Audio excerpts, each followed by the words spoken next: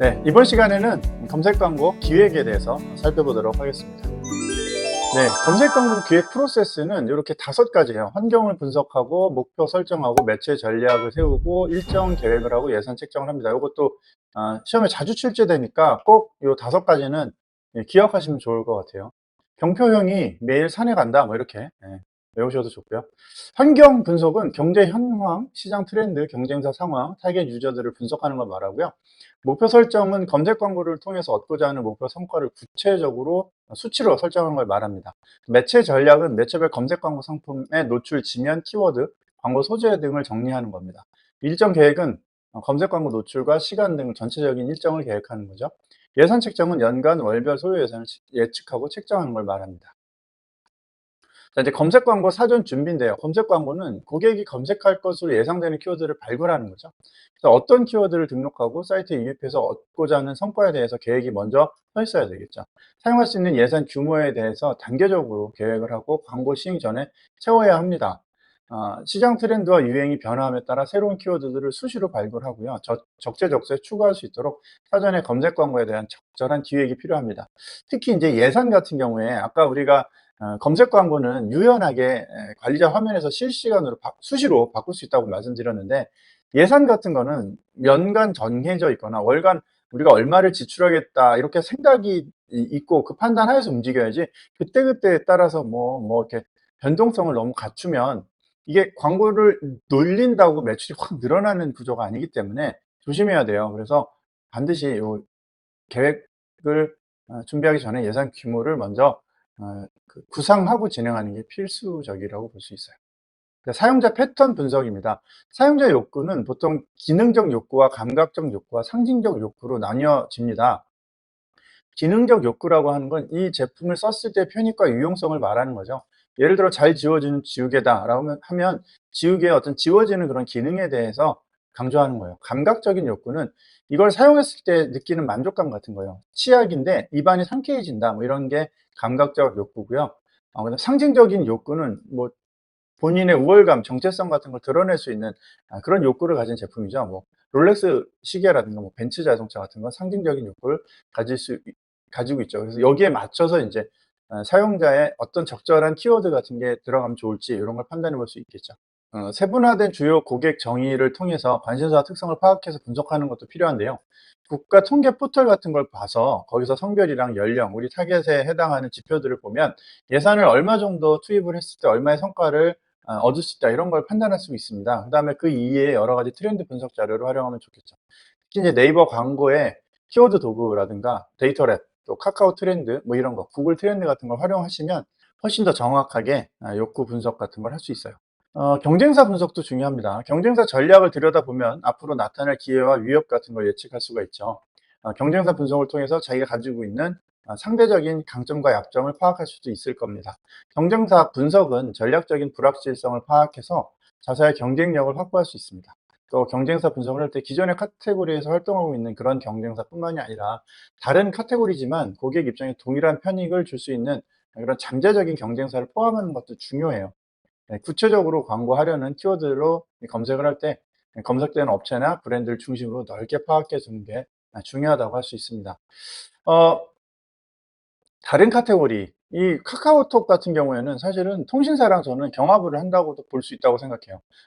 저희 장모님 같은 경우에는 그 카카오톡 전화로만 써요. 통신 요금이 아깝다고. 그리고 요금은 최저로 쓰시고요. 그런 경우에는 다른 카테고리의 경쟁사까지 포함해서 살펴볼 수 있는 거죠.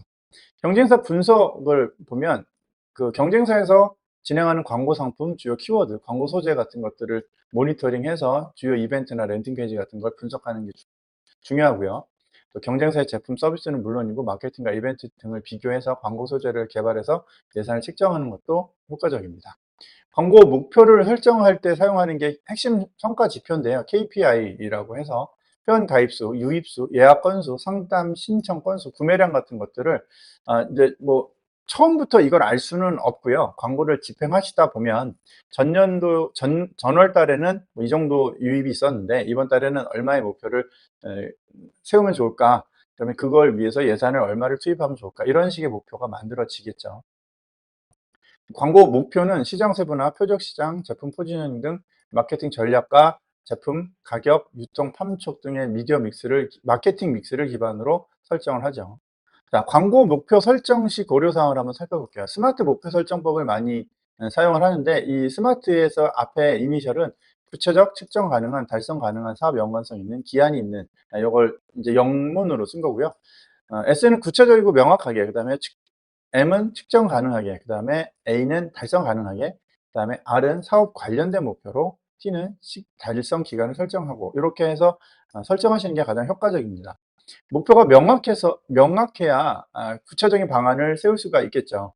명확한 목표는 예를 들어 1위 업체를 따라잡자, 뭐 이런 것들이 있을 수 있고, 구체적인 목표는 클릭당 비용이나 전환율, 로아스, 전환 단가가 얼마를 목표로 삼자, 이렇게 할 수 있겠죠. 측정 가능한 목표는 목표를 수치화해서 이제 기준을 세울 수 있겠죠. 클릭당 비용을 뭐 100원으로 만들자, 뭐 전환당 비용은 800원으로 하자, 이런 것들이 이제 구체적이고 명확하고 측정 가능한 목표의 예라고 할 수 있어요. 자, 이제 예산 설정을 한번 살펴볼게요. 광고 비용 지출 시점과 그다음에 매출 발생 시점이 일치하지 않는 경우가 많아요. 그래서 지출 가능한 범위를 충분히 검토한 뒤에 광고 예산을 편성하는 게 효과적입니다. 많은 분들이 실수하는 것 중에 하나가, 매출이 광고비를 쓰는데 그만큼 매출이 안 나오면 조급해져서 광고비를 되게 과도하게 투입하는 경우가 있어요. 근데 절대 그렇게 하면 안 되고, 우리가 가지고 있는 예산 한도에서 반드시 쓰고요. 부족하면 광고 소재를 수정하거나 내용을 좀 바꿔서 개선하는 게 중요하지, 여기서 막 과도하게 막 실시간으로 조정할 수 있다는 그런 특징으로 막 지나치게 광고 예산을 막 조정하면 오히려 매출은 안 나오는데 비용만 너무 과다하게 발생될 수가 있어요. 광고 예산 책정 방법으로는 매출액 비율법, 경쟁사 비교법, 가용 예산 활용법, 목표 과업법, 광고 판매 반응 함수법이 있습니다. 하나씩 보면, 매출액 비율법은 매출액의 일정 비율을 광고 예산으로 책정하는 걸 말합니다.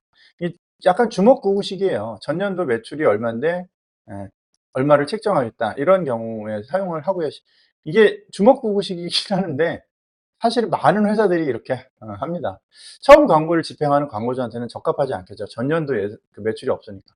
경쟁사 비교법은 광고를 누가 더 많이 하느냐의 싸움이기 때문에 경쟁사가 얼마의 광고를 사용하고 있는지, 이런 걸 바탕으로 하는 겁니다.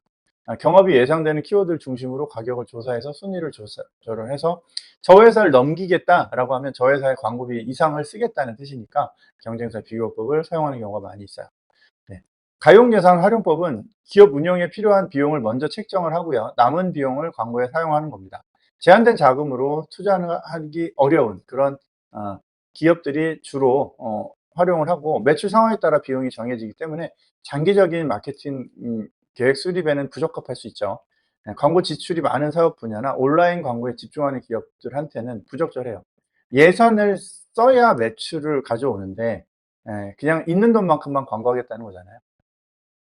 자, 목표 과업법입니다. 광고 목표를 달성하기 위해서 예산을 추정하고 사용합니다. 가장 논리적이라고 할 수 있어요. 뭐 하루 평균 웹사이트 클릭 수의 목표, 유입수를 목표로 설정한다고 하면 역으로 키워드 클릭과 뭐 이런 것도 이제 해서 광고비가 산출될 수 있겠죠. 뭔가 광고를 또 집행했다라고 하면 거기에 따라서 성과를 바탕으로 데이터 기반으로 목표와 예산을 추정할 수 있는 합리적인 방법이라고 할 수 있습니다. 광고 판매 반응 함수법이라는 게 있어요.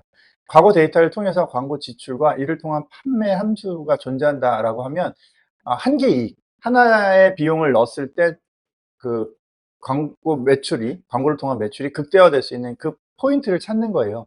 근데 이게 광고 판매 반응 함수를 구한다는 게 쉽지가 않습니다. 그래서 현실적으로는 거의 사용하지 않아요. 제가 광고 회사에 있을 때 저런 함수를 찾기 위해서 되게 많은 데이터를 집어넣어서 도출해내는 그런 프로그램들을 제일기획, 뭐 대웅기획, 여러 유명 광고 회사들이 많이 만들었는데 실질적으로 잘 작동은 안 해요. 하지만 이런 노력들은 계속하고 있어요. 근데 이제 현실적으로 거의 사용하지 않는 방식이다라고 보시면 되겠습니다. 자, 미디어 믹스를 한번 살펴볼게요. 미디어 믹스는, 미디어라는 것은 사실 미디어와 비이클 두 가지가 있는데요.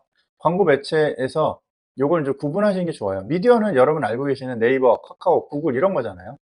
그 방송사로 말하면 MBC, KBS, 뭐 SBS 이런 것들, 뭐 조선일보, 중앙일보 이런 거잖아요. 이게 다 미디어예요. 비이클은 해당 지면을 얘기해요. 네이버에서는 뭐 브랜드 검색, 파워링크, 쇼핑 검색 이렇게 다양하잖아요. 이게 다 비이클이란 말이죠.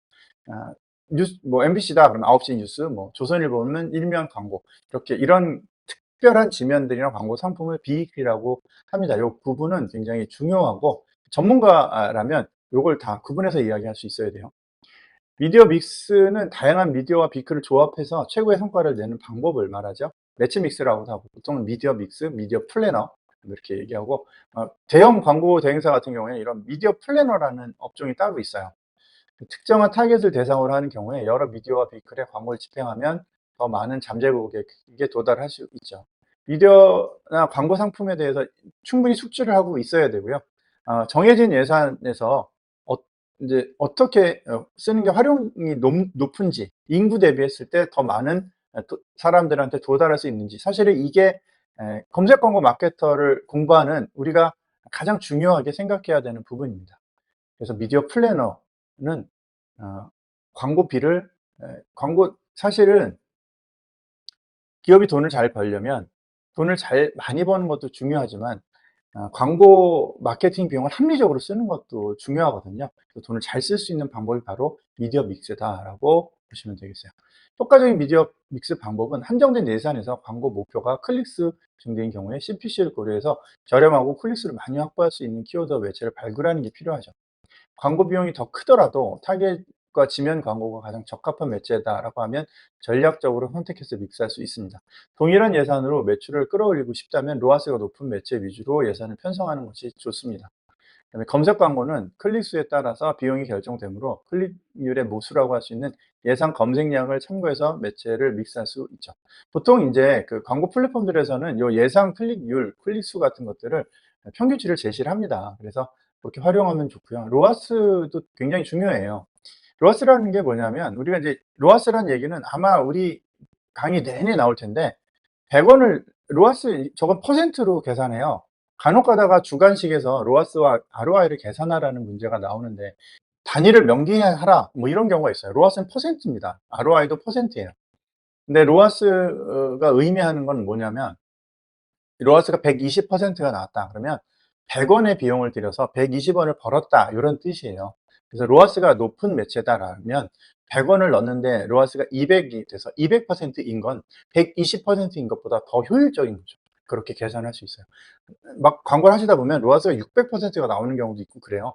그런 게 있고 어떤 건 80이 나왔어요. 그럼 100원을 넣어서 80원밖에 못 본 거잖아요. 그런 로아스를 키워드를 걸러내는 게 로아스 마케팅의 되게 중요한 포인트라고 볼 수 있습니다.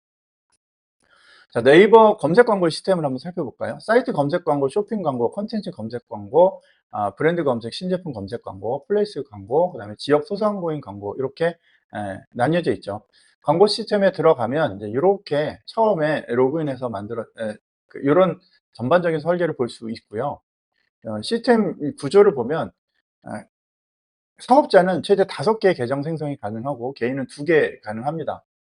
그리고 네이버 통합 광고주 센터에 가입을 하면 검색 광고하고 성과형 디스플레이 광고를 하나의 계정에서 통합해서 볼 수 있습니다. 여기서 이제 검색 광고는 우리 검색 광고 마케터의 수업 대상이고요. 성과형 디스플레이 광고는 SNS 광고 마케터 1급에 해당되는 부분이라고 볼 수 있어요. 광고 구조는 광고 계정이 일단 하나 있고요. 캠페인을 만들면 그 안에 그룹을 먼저 설정을 하시게 되고요. 그 안에서 키워드와 문안을 조화해서 연결해서 노출시킵니다. 그래서 광고주가 어떤 목적으로 어떤 고객에게 무엇을 보여주고 어디로 데려가려고 하는가, 이게 사실은 검색 광고의 전반적인 설계라고 보면 되겠습니다. 그리고 모든 광고 플랫폼들이 대부분 이렇게 만들어져 있는데 이렇게 처음에 설계한 곳이 바로 오버추어라는 곳이에요. 그래서 오버추어가 만든 이런 폼을 이제 지금은 오버추어는 없어졌지만 다른 회사들이 활용하고 있죠. 캠페인이 있습니다. 이건 광고의 전략 단위라고 부릅니다. 특정 이벤트, 계절 행사, 노출 기간, 하루 예산 등의 목적에 따라서 광고를 관리하기 위해서 임의로 만든 광고 전략의 단위로 볼 수 있어요.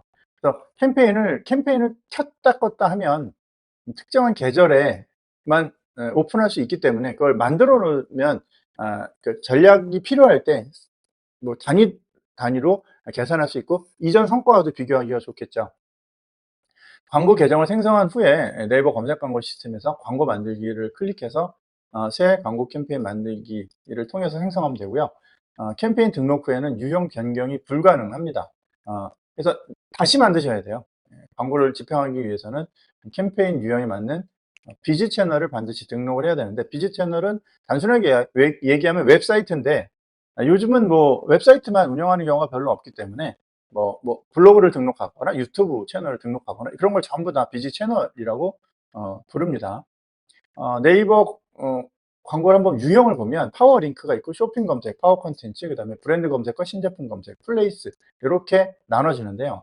파워 링크는 우리가 이제 통합 검색에서 노출되는 일반적인 그런 광고 상품이라고 볼 수 있고, 쇼핑은 네이버 쇼핑 검색 결과에 보면 뭐 5개 이렇게 노출되는 경우 있죠. 그걸 말합니다. 그다음에 파워 콘텐츠는 이제 블로그 영역 또는 카페 영역 이런 데 노출되는 거고요. 브랜드 검색과 신제품 검색은 브랜드 관련된 키워드를 했을 때 노출되는 거. 그다음에 또 네이버 통합 검색 결과에 다양한 컨텐츠에 이 신제품과 관련된 키워드가 있을 때 노출되는 걸 말합니다. 그다음에 플레이스는 통합 검색 플레이스나 지도나 이런 곳에 노출되는 거 있죠. 네. 그런데 활용이 되는 광고 상품을 말합니다. 자, 그다음에 그룹은 이제 광고의 운영단이라고 할 수 있는데, 광고의 사이트를 연결하고 키워드 소재를 등록해서 광고를 관리하는 광고의 운영단입니다. 웹사이트 매체, 지역, 노출 요일, 시간대, 하루 예산, 입찰가, 입찰 가중치, 소재 노출 방식, 이런 광고 전략들을 설정하는 곳이에요. 광고 소재와 입찰 전략이 유사한 키워드를 묶어서 그룹을 관리하는 게 일반적이죠. 그러니까 키워드를 하나씩 관리하기 힘들어서 유사한 카테고리의 키워드들을 하나로 그룹화 시켜서 캠페인에 집어넣는다, 이렇게 생각하시면 돼요. 자, 키워드는 정보 탐색을 위해서 사용하는 검색어죠. 최소 단위인데 키워드를 하나만 광고하는 사람은 없어요. 수십 개, 수백 개씩 광고를 하기 때문에 이걸 이제 그룹화해서 단위로 일괄 관리하는 경향이 있죠. 최소 단위라고 할 수 있고, 그룹별로 광고 노출시킬 키워드를 선택해서 추가한 다음에 진행을 하면 보통 이제 유사한 키워드를 검색한 사람들도 이 범위 안에서 동일한 광고가 노출되는 그런 방식으로 진행이 됩니다. 자, 그다음에 광고 키워드를 검색을 한 사람들한테 노출될 거를 소재라고 하는데요. 뭐 TND 아까 말씀드렸어요. 사이트 제목, 그다음에 문안, 광고 시 연결된 URL 이런 것들로 되어 있습니다. 확장 소재라는 게 또 있죠. 일반 소재 이외에 전화번호나 위치 정보, 홍보 문구, 추가 링크, 네이버 예약, 톡톡, 위치 정보 이런 것들을 확장 소재라고 불러요.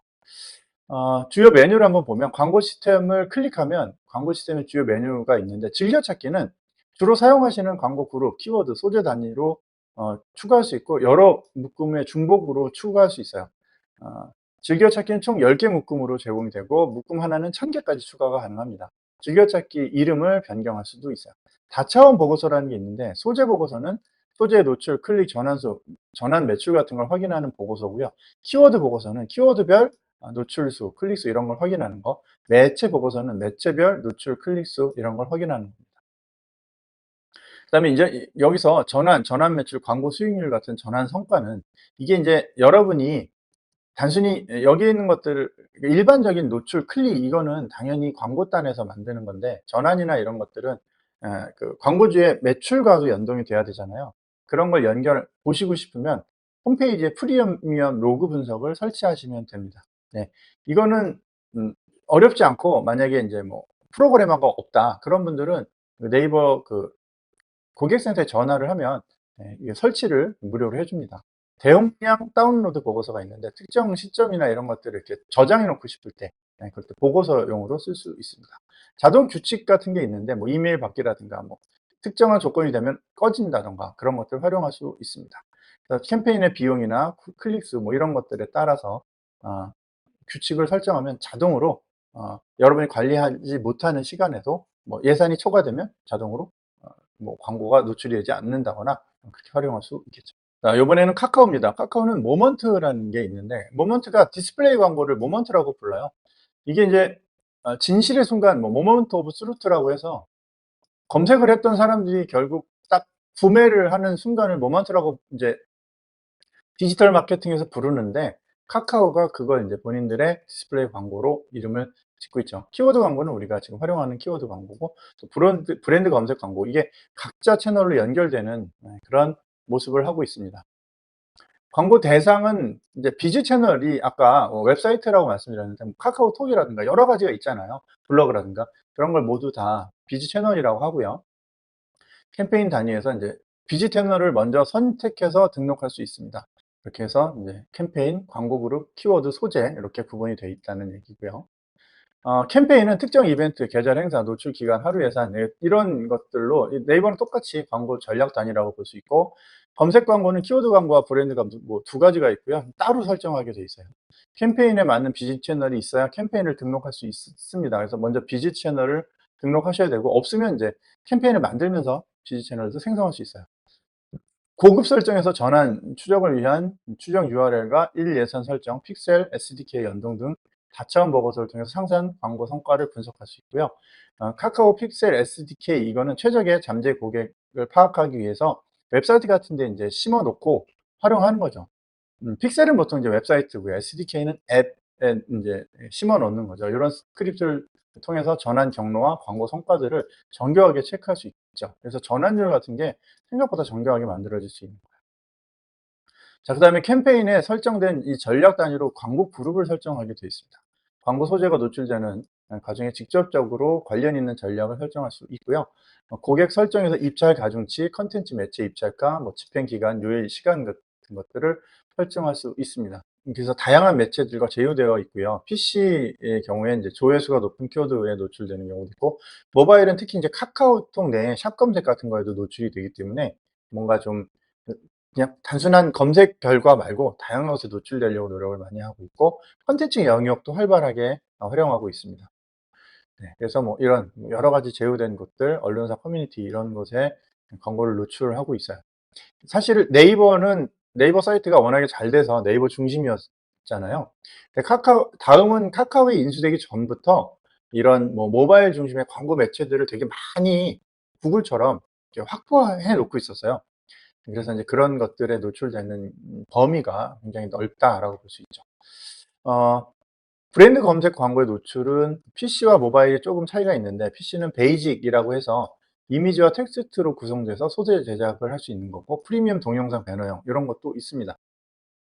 모바일에서는 라이트와 오토플레이형 두 가지가 있고, 라이트는 텍스트와 이미지 이렇게 되어 있고, 오토플레이는 5초간 자동으로 플레이되는 이런 광고로 구성이 되어 있습니다.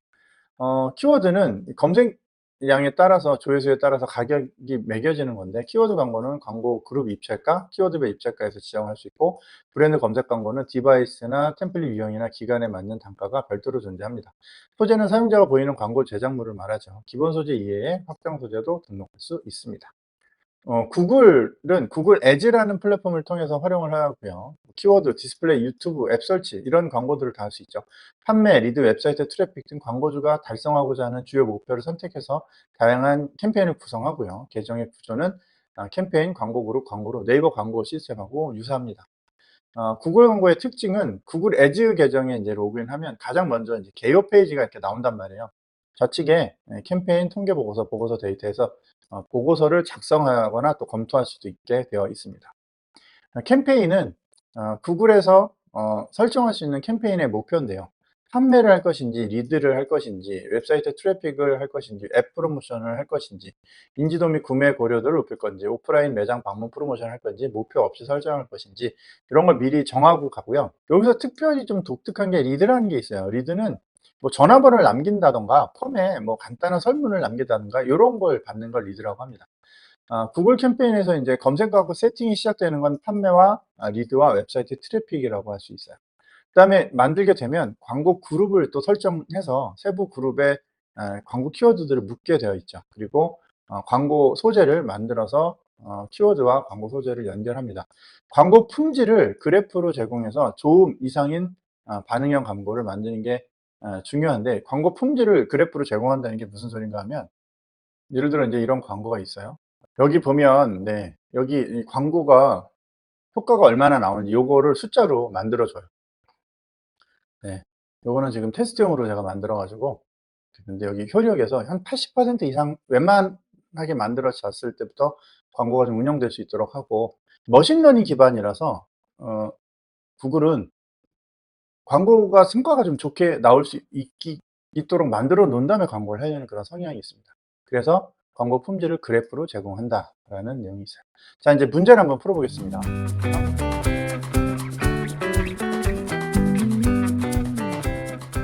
다음 중 검색 광고 기획에 대한 설명으로 옳지 않은 것은 브랜드 인지도 증대가 목적인 경우 세부 키워드 발굴을 통해 광고하는 것이 좋다. 자, 이제 일단 검색 광고는 브랜드 인지도 증대에 적합하지 않다고 말씀을 드렸어요. 이건 전통 광고에서 주로 활용하는 기법이라고 말씀드렸는데, 브랜드 인지도 증대가 목적이라면 새로운 브랜드일 가능성이 높죠. 그런데 그런 게 세부 키워드 발굴을 한다.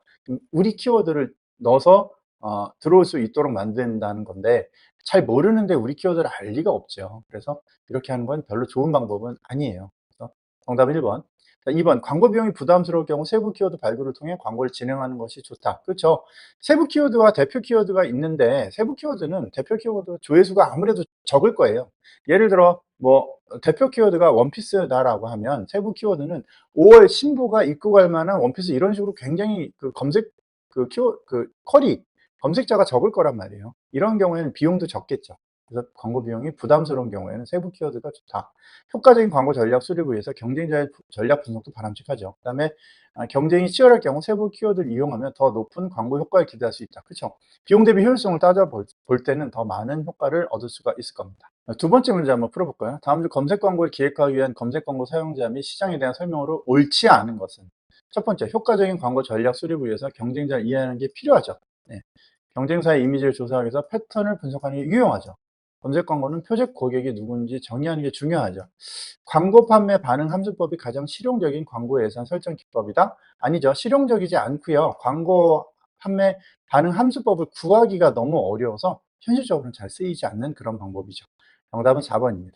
자, 3번, 매체별 광고 시스템에 대한 설명으로 옳지 않은 것은, 계정 구조는 캠페인 그룹 키워드와 소재 방식으로 구성되어 있다. 이게 가장 일반적이라고 했고요. 캠페인이란 검색 결과에 보이는 메시지로 상품이나 서비스에 대한 정보를 말한다.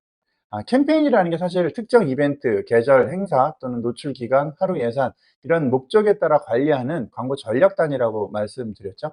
요건 소재에 대한 얘기네요. 정답은 2번이고요. 그룹은 키워드를 등록해서 광고를 운영 관리하는 광고 운영의 단위 맞죠? 키워드는 정보 탐색을 위해 사용하는 검색어죠. 네, 광고 기본, 노출되는 기본 단위입니다. 정답은 2번이었어요. 주관식 문제 한번 풀어보겠습니다. 이것도 기출문제인데요. 검색 광고 기획 순서에서 빈칸에 들어갈 내용을 쓰시오. 네. 네. 경표형이 매일 사례한다고 했어요. 환경 분석, 그다음에 두 번째는 목표 설정이죠. 목표. 정답 목표 설정이에요. 매일제 전략, 일정 기획, 예산 책정. 이렇게 그냥 빈칸 넣기도 훅 나오기 때문에 요거는 좀 익혀두실 필요가 있습니다. 네. 시험을 마치신 다음에는 저희 365 기출문제 이벤트를 진행하고 있으니까요. 시험 보시고 일주일 내에 뭐 저희 어차피 이제 공부하셨던 내용들이니까 기출보건에 참여하셔서 사은품도 받아가시고 그렇게 해서 좀 유용하게 활용하셨으면 좋겠습니다. 저희 책의 완성도를 더 높이는데 여러분의 협조가 필요합니다. 많은 참여 부탁드릴게요. 네, 수고하셨습니다. 다음 강의에서 이어가도록 하겠습니다. 감사합니다.